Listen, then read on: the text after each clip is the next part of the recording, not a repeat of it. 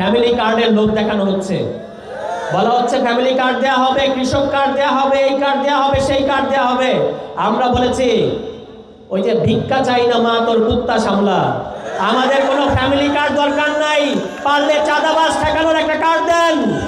এই যে এত চাঁদাবাজ আপনাদের, এই চাঁদাবাজদের আপনাদের দলের কার্ড দেখায় যেন আমরা অন্তত নিস্তার পাই, সেই ব্যবস্থা করেন। কোনো ফ্যামিলি কার্ড আমাদের দরকার নাই। 50 রকমের কার্ড দিয়ে আমাদের দরকার নাই।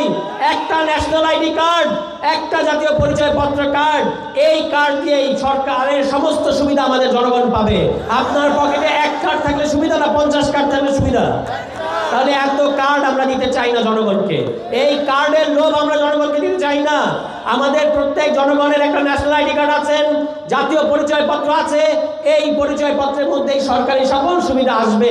আপনি এক কার্ডের মধ্য দিয়ে ফ্যামিলির সুবিধাও পাবেন, কৃষকের সুবিধাও পাবেন, নারীদের ভাতা পাবেন, বিধবারা ভাতা পাবেন, সরকারের যত সুবিধা আছে সব সুবিধাই এক কার্ডের মধ্যে আসবে।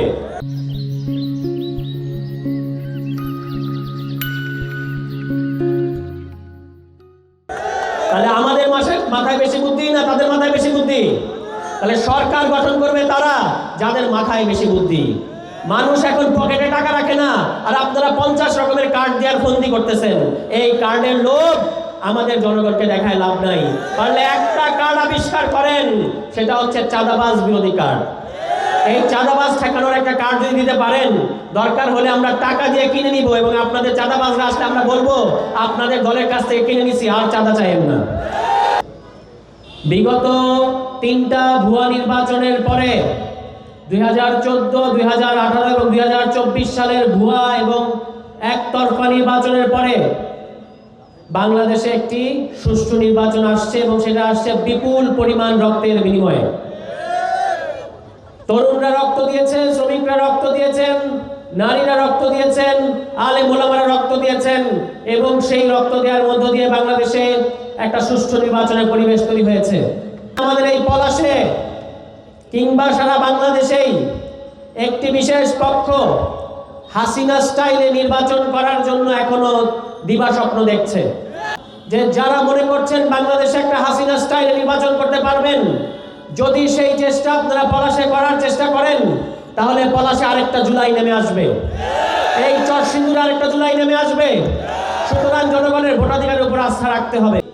যে বাংলাদেশ প্রশ্নে কোনো ধরনের ছাড় আমরা দেব না। এবং এই পলাশে, এখানেও আমি একটা এই সমাবেশে বলে গিয়েছিলাম যে পিএস পলিটিক্স পলাশে চলবে না। আমরা আগামী নির্বাচনে এমপি নির্বাচন করতে চাই।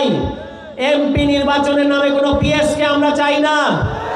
কোন ধরনের পিএস, তার পিএস এবং তার পিএস, এই ধরনের পিএস সিস্টেম আমরা চাই না। আগামী 12ই ফেব্রুয়ারি 11 দলীয় জোটের মার্কা শাপলা কলিকে বিজয়ী করার মাধ্যমে এই পিএস সিস্টেমের কবর রচিত হবে পলাশে।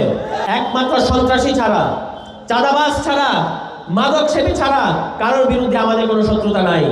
আপনি অতীতে কোন দল করেছেন, এখন কোন দল করতেছেন, কারোর প্রতি আমাদের কোনো বিদ্বেষ নাই। সবাই আমাদের কাছে নিরাপদ।